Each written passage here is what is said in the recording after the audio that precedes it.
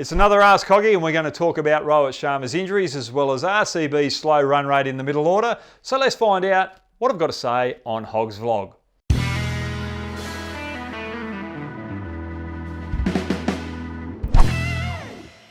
Right, the first question off the bat. Should India have picked Suryakumar Yadav in the T20s versus Australia? This is from Avanish Singh. Good question. The selectors must be looking closely at this young man because he has blitzed the IPL this year and he's had a good season the year before, so he's been quite consistent. Now, if he's going to play for India, he's going to bat 3 or 4. So he's up against Kohli, Iyer, Rahul, as well as Pandey. But the point of difference that this man has against those other 4 particular players is he's inventive. He creates strokes. He's able to hit boundaries all around the park, 360 degrees. He's willing to take those risks and put the bowlers off their line and length. And what that does is eases the pressure with the batsman out the other end, because the Australian bowlers will have to find a different line and length to Suryakumar Yadav. So he's someone that they should have picked. If you look at his performances in players that are batting 3 and 4 this year in the IPL, he's out number 3. So Indian selectors, why didn't you pick him? He's one of my favourites. Now, question 2. Will Rahul be good enough to open for Australia for tests this year? This is Mohammad Mazam. So open in Australia for tests. No, I don't think so. If you look at his last 12 innings, 8 of those innings were 13 or less, and 7 of those innings he didn't even get to double figures. So he's got to bat down the order. I think they've got to have Agarwal with either Gill or Prithvi Shaw in the opening position. Right, number 3, Indian player to watch out for in the test between India and Australia. This is from NEELAV CHAKRAVARTHY. And well, NEELAV, the player that I'm looking forward to seeing this year is Prithvi Shaw. He's missed opportunities previously in Australia because of injury and other issues. We won't go there, but I think he's one that can take on Australia's fast bowling, both off the front foot and off the back foot as well. I want to see how Pant goes as well, how he backs up the truck from his last performance here in Australia, because he did quite well with both mouth and bat, and hopefully he picks up his keeping.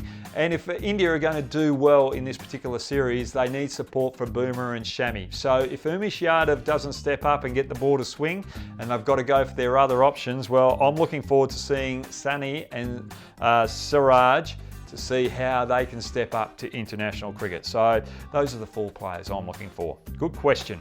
Will Rohit Sharma's injury affect Mumbai Indians' performance in the playoffs? This is from VITRAJ SANGHAVI. I hope I've got that right. SANGHAVI.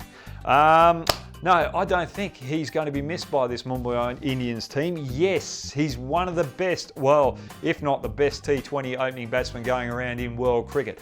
But Ishan Kishan has stood up, taking his opportunities over the last 3 innings. So with those performances, I think Mumbai Indians are sitting quite pretty going into the playoffs. De Kock's batting well, Suryakumar Yadav's batting well. They've got Hardik Pandya and Pollard down the lower order that are starting to find a little bit of touch as well. So they are looking fantastic. So don't worry about the Mumbai Indians or Rohit Sharma missing out, because they've got good backup. Now, what should RCB do to improve their strike rate in the middle overs? This is Rian's all-in-one channel. Oh, I don't really want to go here, but I'm going to have to go here. Now, Virat Kohli is the best batsman going around in world cricket if you go over all 3 formats of the game. He adjusts well, but in this IPL, he has struggled in those middle overs. He's been quite good against the pace. He's got a strike rate of 138, but when it comes to spin, his strike rate drops down to 108. I think he's got an average of around about 200 against spin, and an average of 31 against the fast bowlers. So for me, Virat Kohli's got to stand up and work out or find a way to take on the spin and take more risks against the spinners in those middle overs, because it's putting pressure on the other batsmen. I'm sorry, Virat, I didn't want to say that, but that's my analysis. Sorry, Skip. Love you, but sorry about that. Next question. How impressed are you with Varun Chakravarthy's bowling?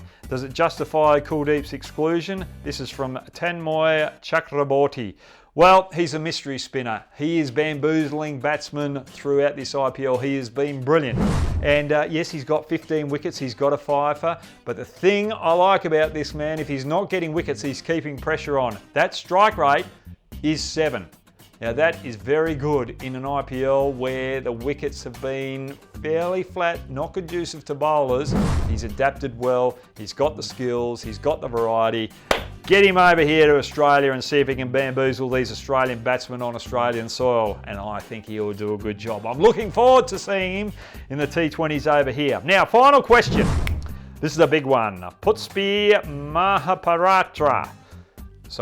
MAHAPATRA. I hope I got that right. Now, which teams will play in the IPL final according to you? Mumbai Indians are the best balanced team, even if they don't have Rohit Sharma in their lineup, because as I said before, Ishan Kishan has stepped up. So they've got good backup of players off the bench to fill in those spots. Also, they've got the best bowling attack going around in the IPL as far as I'm concerned. So for me, they're the best balanced time. So they'll be playing in the final. The next team is a team that I'd said at the start would finish last. I got criticism for it, but that's the way I saw it. A lot of you saw it differently, and that's the good thing about cricket. We have different opinions. But I've changed it. I've got on the Kings 11 Punjab boat, and I'm sailing for them to get to the final and play against Mumbai Indians. The other thing I like about both of these teams is their energy. They seem as though they've built good cultures. They're happy with where they're at. They're all smiles. Everyone seems to be backing each other, and you can see the you can see the team harmony in both teams. So Mumbai Indians been very consistent. Kings 11 are getting momentum out the right time of the year. Those two are in the playoffs. Probably waffled on that last question, but so be it. That's another Hoggs vlog. That's another Ask Hoggy. Thanks, guys, for getting your questions in. Sorry I didn't answer all of the other questions, but the vlog's gone for over 7 minutes, so could be a bit too long if I answer all your questions. But thanks for joining me. You know what to do. Get your mates on board and get them to watch a few Hoggs vlogs as well by subscribing. Have a good day, and let's have a good final couple of weeks of this IPL.